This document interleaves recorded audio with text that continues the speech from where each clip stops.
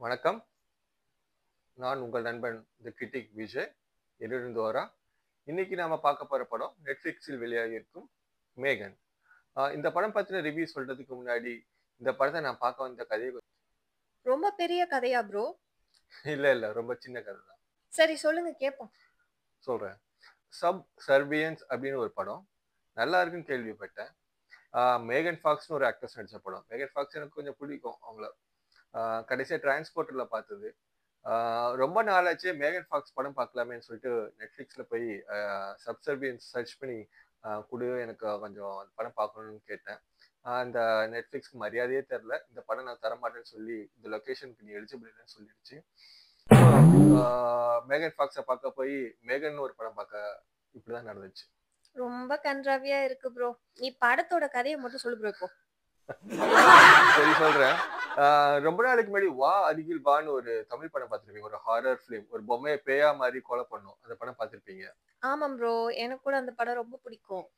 அதேதான். அந்த அந்த படம் தான் இப்போ மேகன்ற படமா இங்கிலீஷ்ல எடுத்திருக்காங்க. அந்த படத்தை இங்கிலீஷ்ல எடுத்தா அதுதான் மேகன். ஒரு சின்ன வித்தியாசம். அதுல பேய், இதுல ஏய். அதாவது artificial intelligence. Artificial intelligence, machine learning இந்த உலகம் ஆடிக்கிட்டே இருக்கு பார்த்தீங்களா ஒரு விஷயம். அதோட இன்னொரு டைமென்ஷனை காட்டுறது தான் இந்த மேகன். படத்தோட கதை என்னன்னா, காடி அப்படின்ற ஒரு 8 வயசு குழந்தை ஒரு விபத்துல தன்னோட தாய் தந்தை இழந்துடுறாங்க. தன் சகோதரி குழந்தைங்கிறதுனால ஜெம்மா காடியை எடுத்து வளர்க்குறாங்க.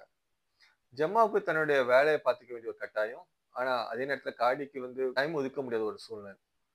இந்த நேரத்துல அவங்க தன்னுடைய ப்ராஜெக்ட்காக யூஸ் பண்ணியிருந்த ஒரு ரோபோட்டை காடிகிட்ட கொடுத்து காடியோட விளையாடுறதுக்காக கொடுக்குறாங்க. அது ஒரு வகையான ஒரு பேட்டா வெர்ஷன் சொல்லலாம். கொஞ்சம் அந்த குழந்தை இவங்க இந்த பொம்மையோட எப்படி அட்டாச் ஆகுதுன்னு டெஸ்ட் பண்றதுக்காக அவங்க கொடுக்குறாங்க. ஸோ அந்த பொம்மைக்கு மேகன் பேர் வைக்கிறாங்க. மேகன் ஆர்டிஃபிஷியல் இன்டெலிஜென்ஸ் கொண்டு உருவாக்கப்பட்ட ஒரு பொம்மை. அந்த பொம்மையோட நேச்சர் எப்படின்னா, அதுக்கு ஆர்டிஃபிஷியல் இன்டெலிஜென்ஸ் மட்டும் இல்ல, மனிதர்கள் போன்ற உணர்வு கொண்ட ஒரு பொம்மை. சுருக்கமா சொல்லணும்னா, நீங்க எந்திரன் படம் பார்த்திருப்பீங்க. அதுல சிட்டி த ரோபோட் பார்த்திருப்பீங்க இல்லையா? அதே மாதிரியான ஒரு பொம்மை தான். சிட்டி பொம்மை கிடையாது. அது ஒரு ஹியூமனாய்டு அது ஆக்சுவலா.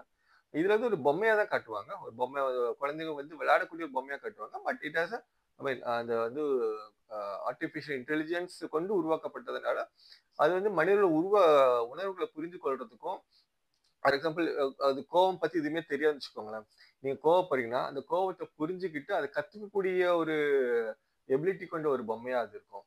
ஸோ இதுல என்ன ஆகுதுன்னா, கேடி மேகனோட ரொம்ப அட்டாச் ஆயிடுறா. ஏன்னா அப்பா அம்மா இழந்துட்டதுனால, தனிமையில இருக்கிறதுனால அவளுக்கு ஒரு பெரிய ஒரு எமோஷனல் பாண்டிங் அந்த பொம்மை மேல வந்துடுது.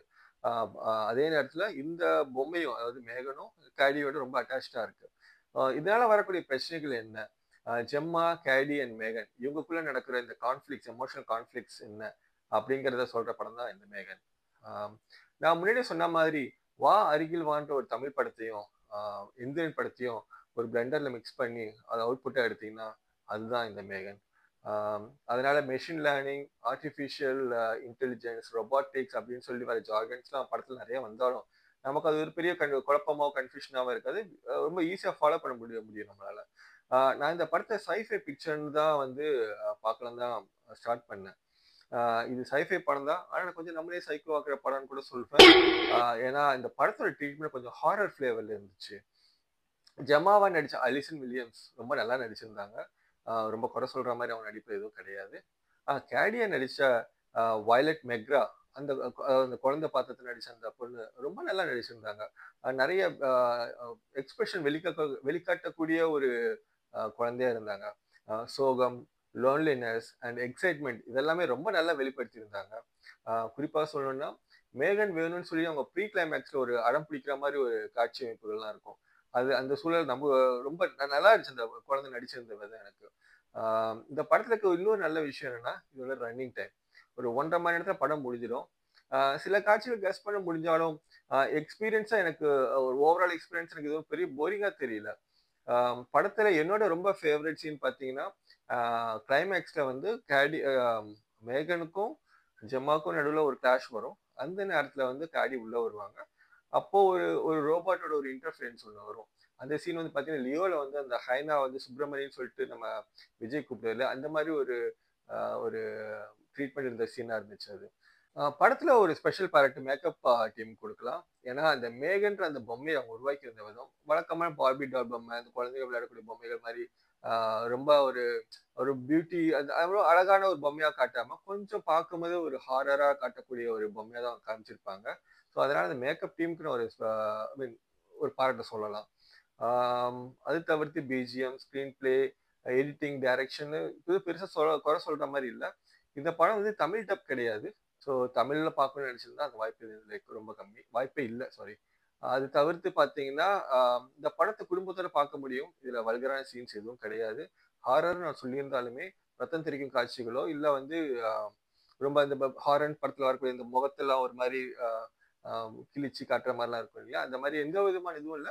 குழந்தைகளோட கண்டிப்பா பார்க்கக்கூடிய ஒரு நல்ல படம் தான் இது. ஸோ இந்த வீக்கெண்ட்ல நீங்க தாராளமா பார்க்கலாம் இந்த படத்த. மீண்டும் வேறொரு வீடியோவில் நான் உங்களை சந்திக்கிறேன். அதுவரை உங்களிடம் விடைபெறுவது உங்கள் நண்பன் தி கிரிட்டிக் விஜய். என்னுடன் டோரா. பாய் பாய். பாய்.